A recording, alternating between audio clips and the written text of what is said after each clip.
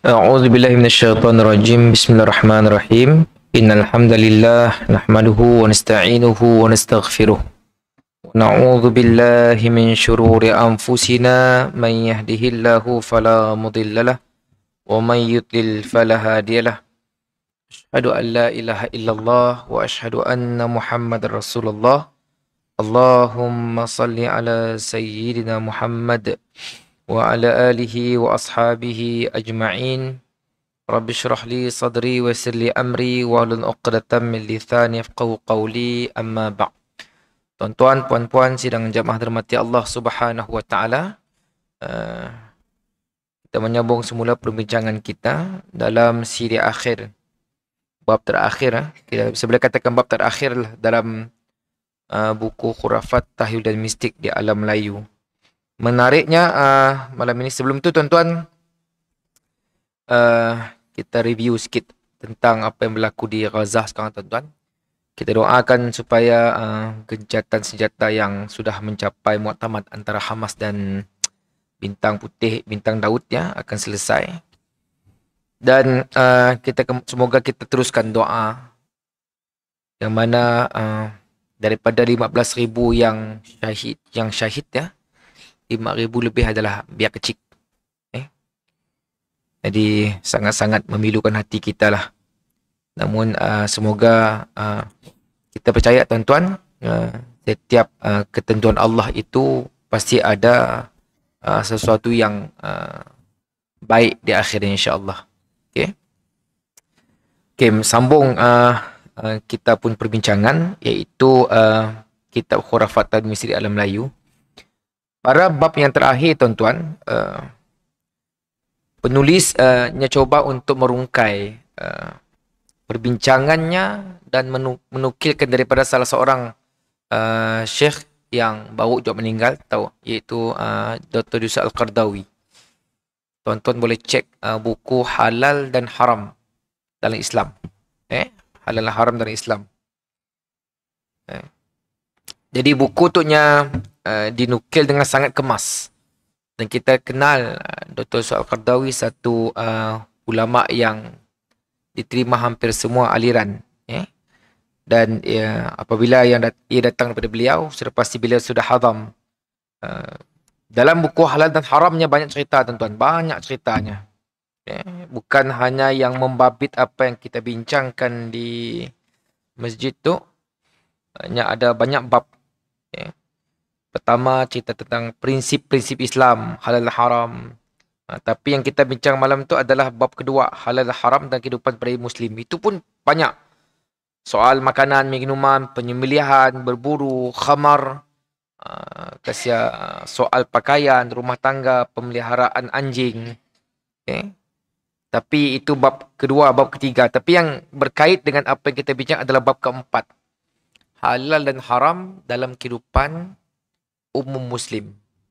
Jadi menarik tuan-tuan boleh cek, boleh belilah buku tu untuk rujukan sebab beliau menukilkannya dengan nas Quran, hadis dan beberapa pandangan beliau sendirilah dan sangat-sangat bersederhana dalam pandangannya.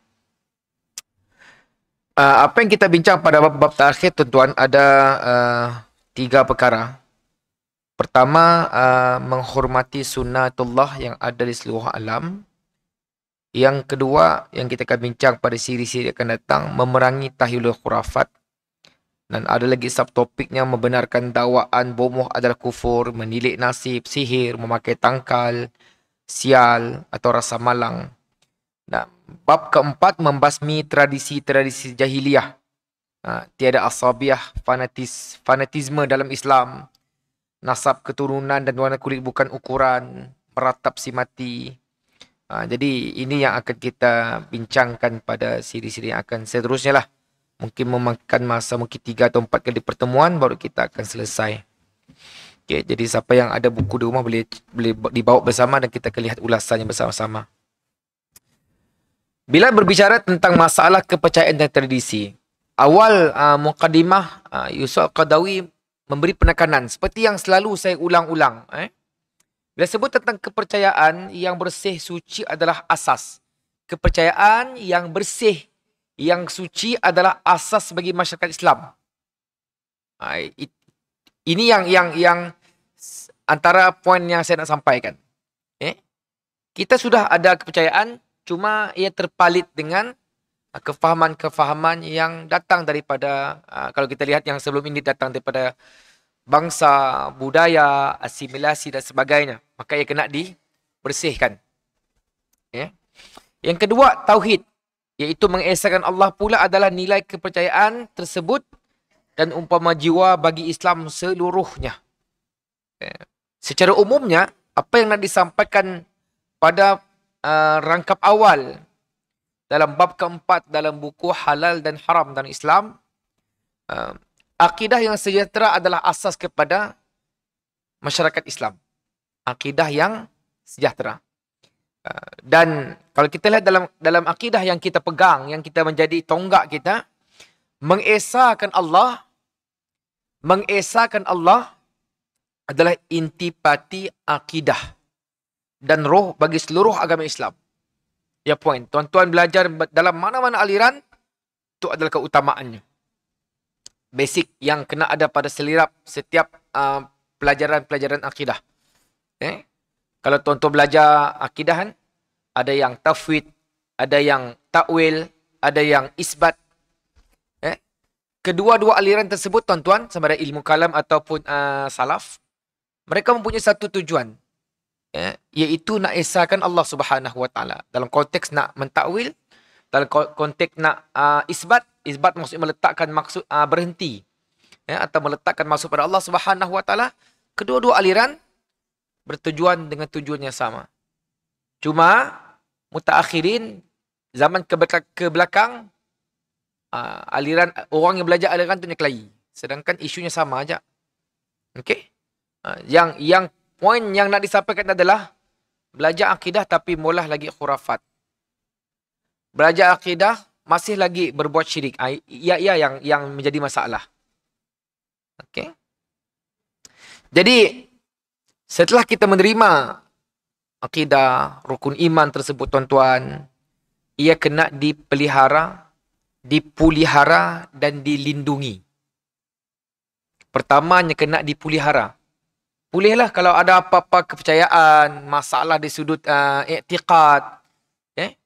Apa antara masalah i'tiqad tuan-tuan? Contoh kita usaha, Ustaz Syahal usaha, selebih serah pada Allah. Ayat masalah i'tiqad. Maksudnya usaha ada sebahagiannya bertentangan dengan yang diajar oleh Nabi SAW. Nah, kalau tuan-tuan perhatikan, tuan-tuan buka sirah Ibn Hisham, Ibn Ishaq kan. Ketika Abraham nak menyerang Mekah, apa disebut oleh Abdul Muttalib ketikanya memegang satu rantai di Kaabah? Ya Allah, katanya apa? Ya Allah kan. Dan dalam beberapa riwayat yang lain, ketika orang-orang kafir Quraisy berada dalam bot, dalam kapal besar di lautan, berlaku ribut, apa kata nakhoda? Tinggalkan sembahan-sembahan berhalamu, minta kepada Allah. Okey. Jadi di situ memang kita jelas i'tiqad yang sebegini salah. Maksudnya ada lagi sebab orang-orang Quraisy yang begitu juga dengan sebahagian kepercayaan lain, mereka percaya pada Allah tetapi ada perantaraan. Dan perkara ini sedikit sebanyak ada dalam masyarakat kita. Contoh minta botol digantung kat rumah kan. Botol tu dah nolong sama orang. Monset ada botol tu, masuk dah pencuri lah apa. Macam ni. Tapi yang kepada kita ikhtiar Ustaz, selebih serah pada Allah. Itu i'tiqad yang silap. Tuan-tuan, kalau tuan-tuan belajar akidahnya ada dalam subtopik istighasah dengan tawasul. Tuan-tuan belajarlah. Tapi secara umumnya, kalau kita minta kepada sesuatu yang bersifat makhluk, makhluk kita minta dengannya. Kalau tuan-tuan pergi ke banyak makam-makam wali kah, makam rasul kah, makam imam mazhab kah. Saya pernah pergi ke Kairah, saya pergi ke makam Imam Syafi'i. Saya pernah pergi ke beberapa makam di Jordan. Dalam makam tuan-tuan macam-macam ada. Kertas surat cinta. ke surah cinta lah, surat minta. Bila dibuka tuan dapat dalamnya, ya Imam tolong aku nak dapat zuriat. Tangan. Tapi kalau kita tanya, Nya minta dengan siapa? Minta dengan Allah, tapi melalui benda itu dalam konteks memang ada khilaf, tapi ini yang kena kita pulihara. Pulih balik, minta pada Allah. Ud'uni astajib lakum, kan? Minta padaku akan ku kabulkan. Itu pertama. Yang kedua, pelihara. Bagaimana nak pelihara, tuan-tuan? Belajar. Belajar tentang sifat Allah, belajar tentang diri Allah, belajar tentang kekuasaan Allah. Belajar tentang bagaimana kalam-kalam Allah. Dan yang ketiga, ini kena dipertahankan. Okey, ia tiga poin yang nak disampaikan oleh Al-Qaradawi di peringkat awal. Yang saya rasakan sebahagian besar kita menganggap perkara akidah perkara yang hanya saya sih pastilah tuan-tuan, tapi saya dulu belajar, saya anggap akidah tu pelajaran yang susah. Dan kalau tuan-tuan pergi ke mana-mana universiti yang ngambil subjek usuluddin ataupun akidah, si kami. Sebabnya beranggapan susah. Tapi dalam surutnya lain, sebenarnya sih susah. Tapi nya sangat penting. Okay. Contoh tuan-tuan ada anak-anak kecil. Pak, ni Allah Pak oh. Sini tak nak jawab. Perkara akidah tuan-tuan. Dia kira kena pandai terangkannya. Okay. Ya, yang pertama yang nak disampaikan. Okay. Maka kata Al-Qaradawi lagi, maka menjaga kepercayaan ini dan tauhid yang bersih ini merupakan perkara pokok yang mesti ditonjolkan oleh Islam dan meletakkan pensyariatannya dan petunjuknya. Sebetulnya, inilah perjuangan kita, tuan-tuan. Kita lahir, baligh, mukallaf, sampai mati, kita kena pertahankan akidah kita. Jangan ada anasir-anasir, unsur-unsur yang boleh menggoyahkan pegangan itu.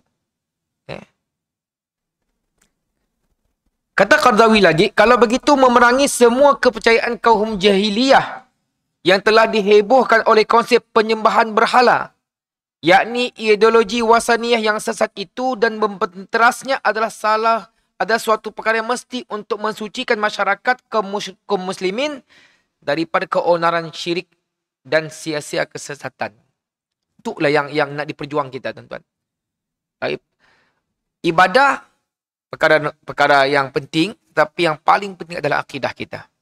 Tuan-tuan lihat, kalau ada sahabat-sahabat kita yang belum lagi Islam tetapi sudah sembahyang, sudah baca Quran, sudah puasa, tapi tetap ditolak ibadahnya kerana belum lagi beriman.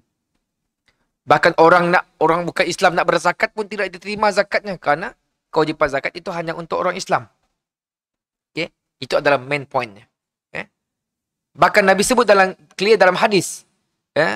Man qal, siapa yang mati dan menyebut la ilaha illallah, dakhalal jannah. Masuk syurga. Okay? Dan kalau kita lihat dalam konteks kefahaman ahli sunnah wal jamaah, orang yang berbuat dosa besar kecuali syirik. Orang berbuat dosa besar kecuali syirik, mati, tetap kita katakan Islam. Yang mati berzinakah, yang mati merompakkah, yang mati kecuali syirik dan murtad. Kalau siapa yang mati syirik atau mati murtad, maka itu keluar dari Islam. Itu tidak ada khilaf. Tapi dalam konteks yang lain, tetap Islam. Bahkan kalau orang yang sepanjang hidupnya, kita pernah nanggar mukanya di masjid tu, tapi IC-nya Islam.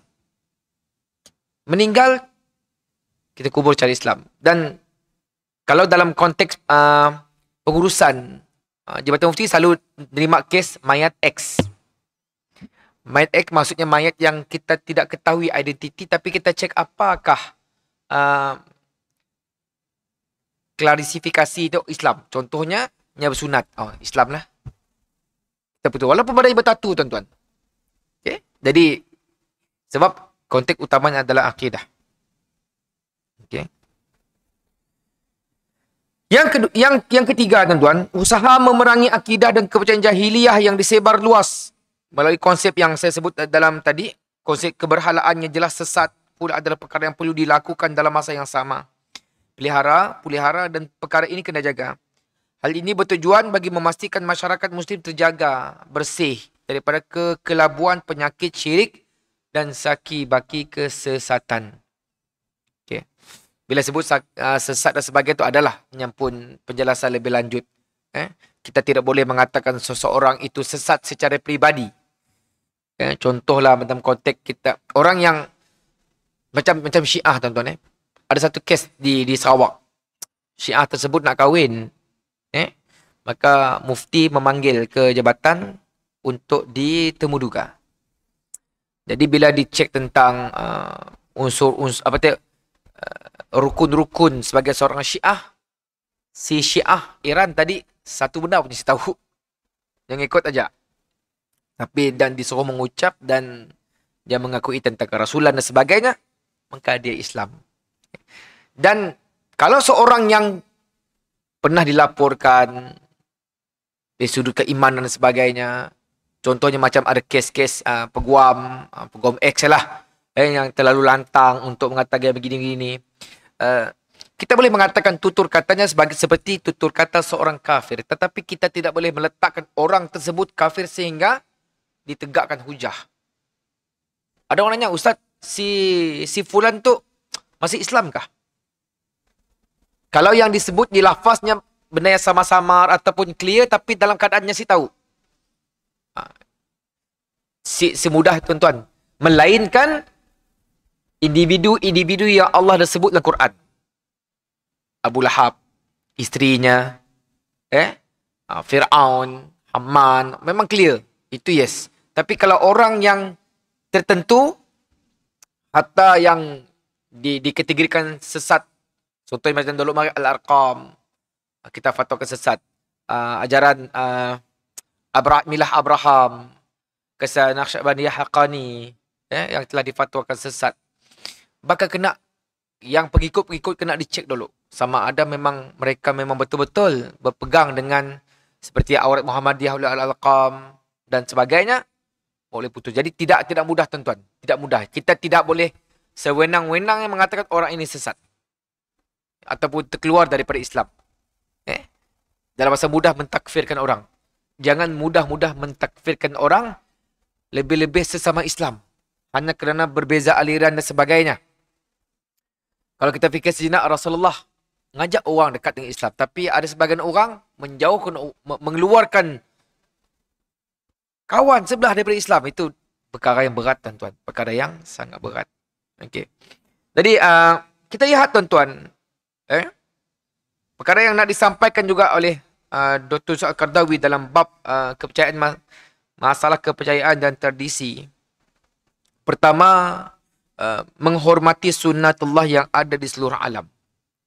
Apa yang nak dimasukkan oleh Yusuf Al-Qaradawi dalam konteks perbincangan kita tentang kepercayaan, syirik, khurafat, mistik, tahyul. Jadi, kata Al-Qaradawi, Islam adalah sebuah agama yang berpaksikan kepada kefahaman segala yang berlaku di alam ini adalah berdasarkan sunnatullah. Bukan alam semua jadi. Sunnatullah. Aturan, iaitu aturan ketetapan Allah sendiri. Setiap yang Allah Subhanahu Wa Taala cipta mempunyai tujuan dan fungsi tersendiri, dari sekecil-kecil perkara sampai kepada urusan yang terbesar di alam yang nyata ini. Allah tidak membenarkan alam nyata dan gaib ditadbir sewenang-wenangnya oleh mana-mana makhluk. Sebab ada sebahagian orang berpandangan, ada satu kefahaman yang menyerap, yang mereka mengklaim mereka adalah ahli sunnah. Dan kita dapati itu bukan datang daripada mana-mana aliran dalam ahli sunnah. Sama ada aliran ilmu kalam ataupun aliran Hanabilah. Tidak. Seperti mengatakan dunia ini ditadbir oleh wali kutub. Perkara tersebut bila kita buka mana-mana kitab besar dalam Asy'ariyah ke Maturidiyah, ia tidak ada tuan-tuan. Tetapi ia wujud daripada perkembangan ilmu-ilmu sesat dalam Sufism.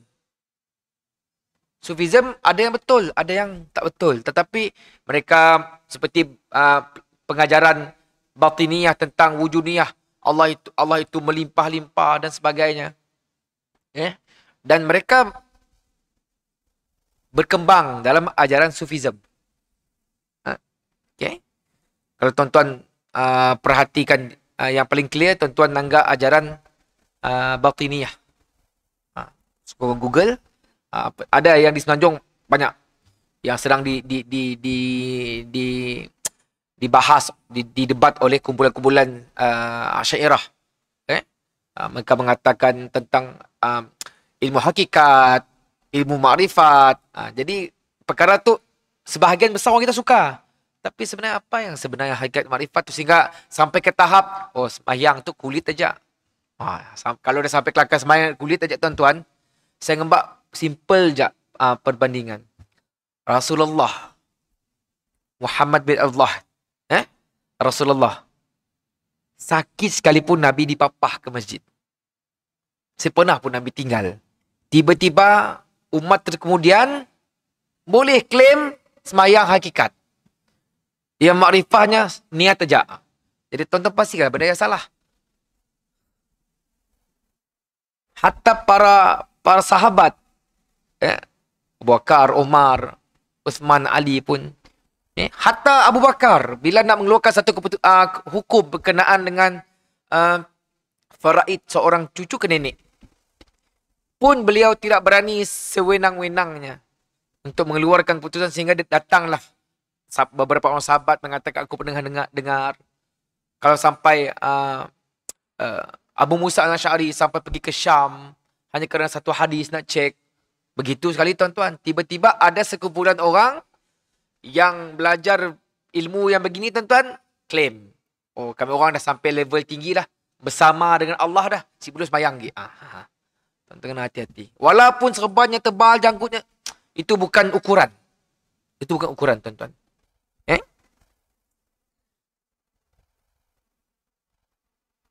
Okay.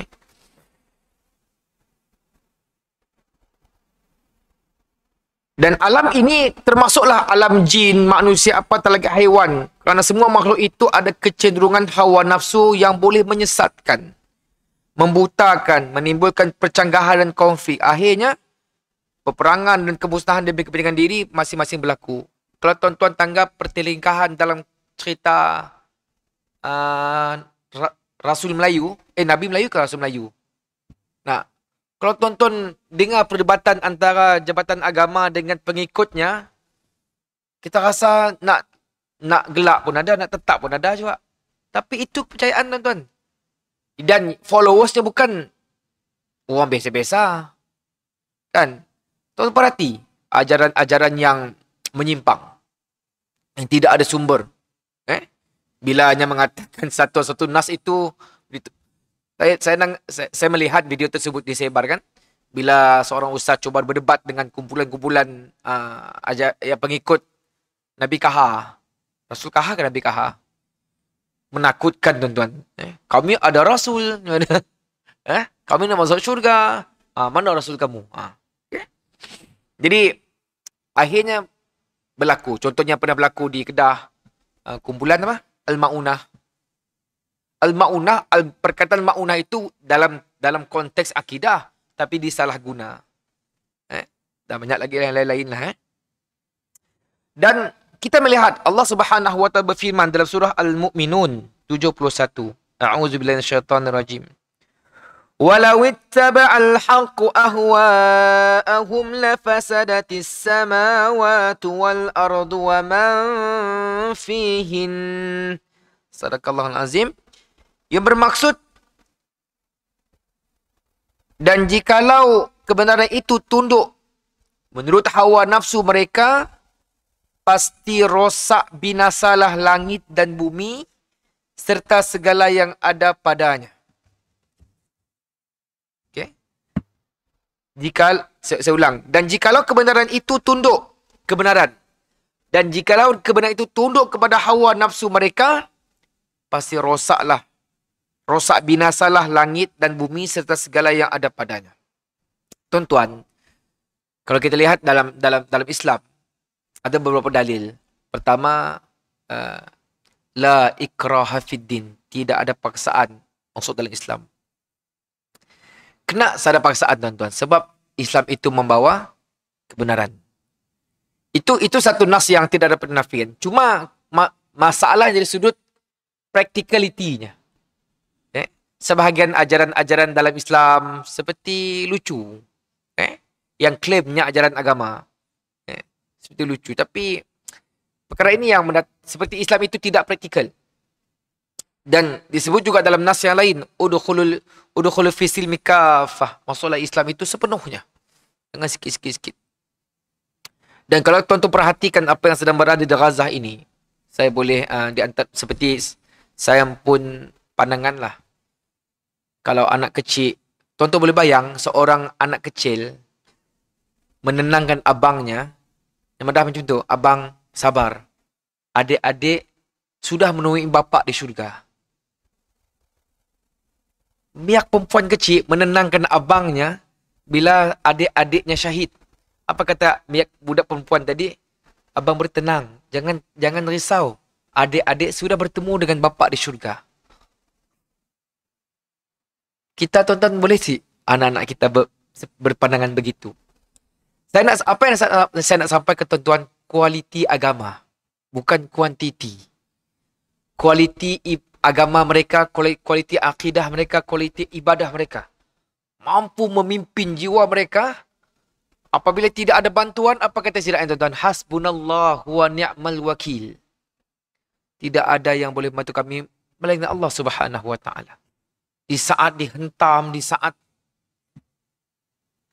sebab dalam masyarakat kita kadang-kadang kualiti itu kurang diberi perhatian. Tapi kita lebih kepada kuantiti. Tapi kalau kita lihat, apa kata Rasulullah? Datangkan kepadaku beberapa orang pemuda.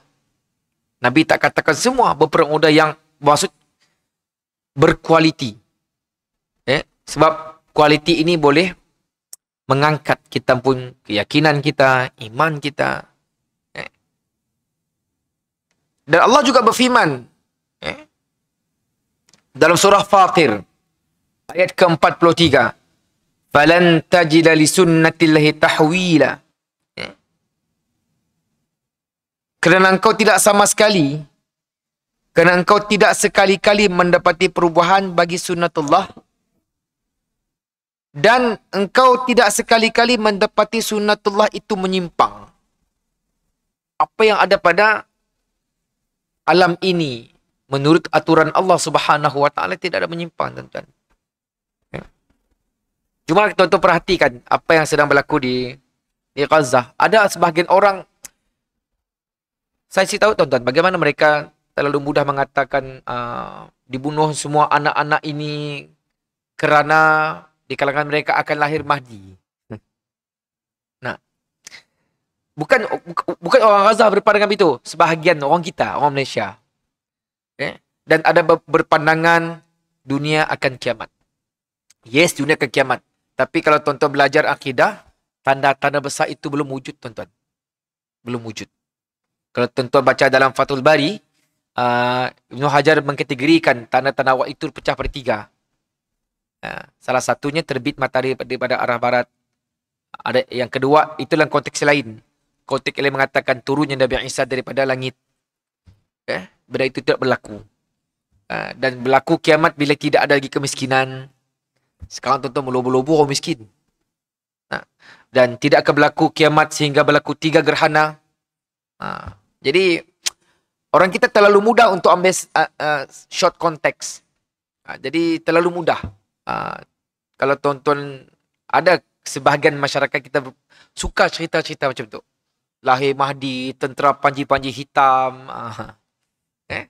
Jadi lihatlah dalam perkara begini, tuan-tuan kena lihat dalam kacamata macam yang betul. Maksudnya, seperti Allah sebut tadi dalam Quran, kata Al-Qardawi, buku ini tuan-tuan telah ditulis oleh Qardawi 60 tahun yang lepas. 60 tahun yang lepas kan buku tu. Halallah haram. Mungkin tuan-tuan ada yang dah berumur 60 tahun tapi mungkin belum melihat buku ini. Boleh cari tuan-tuan. Kaum muslimin telah belajar dari kitab Tuhannya dan sunnah Nabi yang supaya menghormati peraturan alam ini dan mencari alasan-alasannya dari sebab musabab yang diikat oleh Allah kepadanya. Kalau tuan-tuan baca di situ diajar oleh Datuk Dr. Juandana tentang tafsir nak. Tuan-tuan lihat konteks tafsir. Terutama dalam juzuk amma. Juzuk 30. Sebahagian besar menyebut tentang langit. Dalam surah Al-Mulk, surah Kahfi menyebut, perhatikan langit. 2 kali Allah ulang. Was-sama'i wat-tariq, was-sama'i dzatil buruj. Allah mengulang-ulang langit. Dan tentang dalam surah Yasin disebut tentang pergerakan matahari pada tempat yang tertentu. Fi falakin yasbahun. Dan alam ini Allah ciptakan tidak sia-sia, tuan-tuan. Sama juga dalam konteks tahun Hijri dengan tahun Masihi. Allah meletakkan Ashabul Kahfi itu dalam gua itu 309. Apa 300 apa 9? 300 tahun adalah 300 tahun Masihi. Campur dengan 309 tahun adalah tahun Hijri. Perhatikan, tuan-tuan. Ada orang filem tentang Ashabul Kahfi itu. Tapi orang-orang Yahudi lah membuatnya. Cuma apa yang nak disampaikan oleh Al-Qardawi adalah alam ini, tuan-tuan, jangan jadikan ia sesuatu yang bertentangan. Kalau tuan-tuan, orang-orang dulu mari, tuan-tuan buka, mungkin kenal kitab Tajul Muluk. Saya tidak mengatakan semuanya tak betul, tapi sebahagiannya ada yang silap. Tidak ada pun dalam Islam nak ngunjam rumah hari-hari tertentu, sedar. Tuan-tuan. Bukalah kitab fiqah ni, kitab hadis ni. Tapi dalam kitab Tajul Muluknya ada nyebut. Dan perkara yang sangat ditentang adalah astrologi. Apa astrologi, tuan-tuan? Meramal nasib berdasarkan alam. Orang Cina ni popular lah. Macam kami, lahir tahun 29, tahun kambin. Kambin tu macam ni. Kita pun suka lah dulu pakai nak. Ada yang horoskop naga. Yang paling kesian yang bab 1 lah. Dah, siapa yang lahir kena bab 1 ya. Bila kena ajat horoskop kawan, diam si bunyi. Tapi kita suka sebab perkara itu kalau ada dalam konteks orang Rom, orang-orang Cina memang wujud. Tapi itu bukan sebab Allah jadikan alam ini, tidak. Tetapi berbeza dengan tumbuhan, berbeza dengan alam. Manusia, no. Tidak boleh mengaitkan nasib seseorang itu dengan alam. Walaupun ia macam jadi. Kebetulan, tuan-tuan. Tapi itu adalah ujian Allah Subhanahu Wa Taala.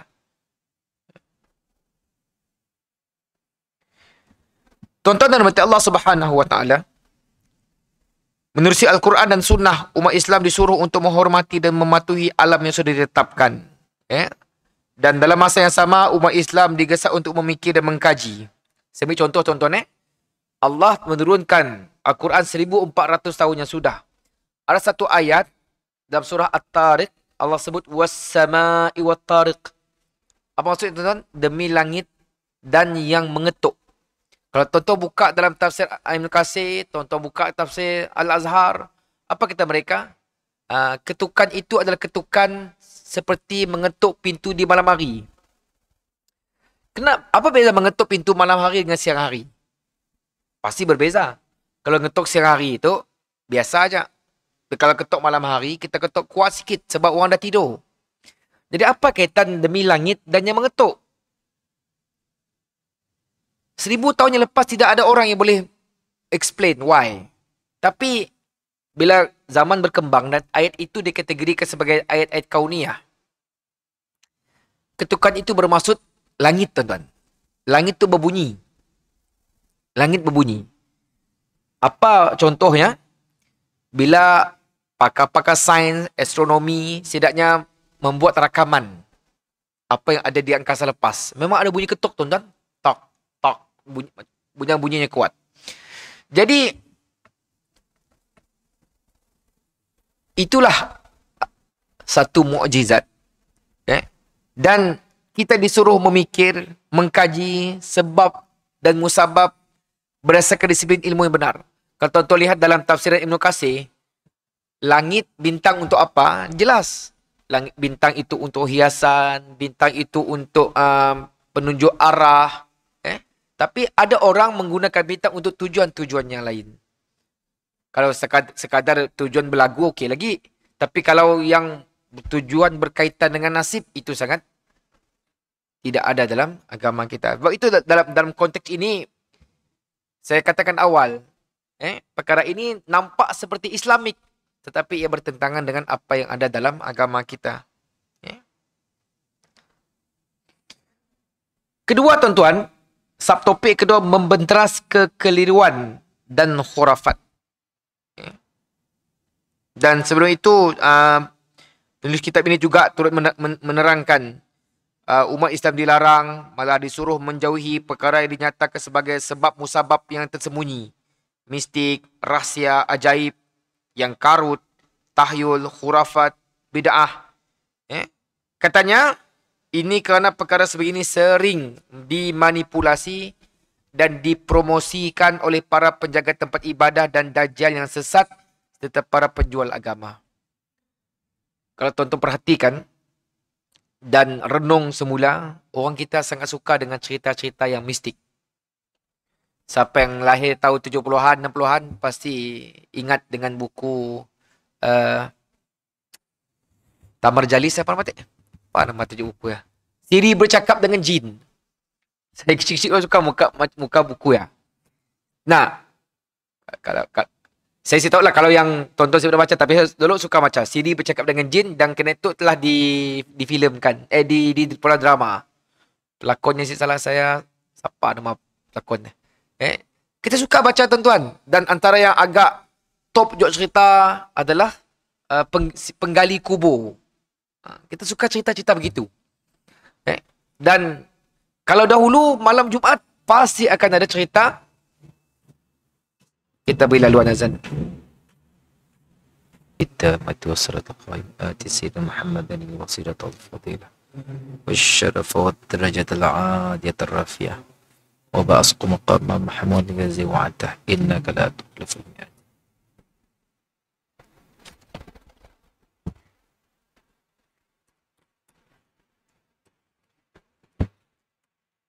Tuan-tuan dan dirahmati Allah Subhanahu wa taala, kita rumuskan sedikit sebab tajuk yang subtopik yang kedua, memerangi tahyul khurafat ataupun memeteras kekeliruan khurafat. Agak panjang perbincangannya, cuma saya sambung sedikit yang tadi tuan-tuan. Sebabkan Islam, saya mudahkan begini tuan-tuan. Allah Subhanahu wa taala tahu yang manusia suka kepada kepercayaan-kepercayaan yang ada unsur-unsur mistik. Dan saya pernah ceritakan di peringkat awal, Islam satu agama yang Allah tahu bukannya ubah kepercayaan gaib yang secara kefahaman bahasa kita, orang-orang Melayu, ditukar dalam konteks yang diredai oleh Allah Subhanahu wa taala, iaitu iman dan sebagainya. Daripada tukar, daripada percaya dengan hantu yang pelik-pelik, ya percaya dengan malaikat. Buku tentang malaikat tuan-tuan dahsyat. Kita mungkin kefahaman tentang malaikat si banyak. Tapi malaikat tu, kalau tuan-tuan baca bab akidah kan, ramainya malaikat, sehingga ada kata, apa kata Nabi di langit, sehingga kan semua tempat ada tidak ada ruang yang kosong, melainkan ada malaikat bersujud. Tapi cerita-cerita tentang malaikat tidak berapa popular. Yang sangat popular cerita tentang hantu.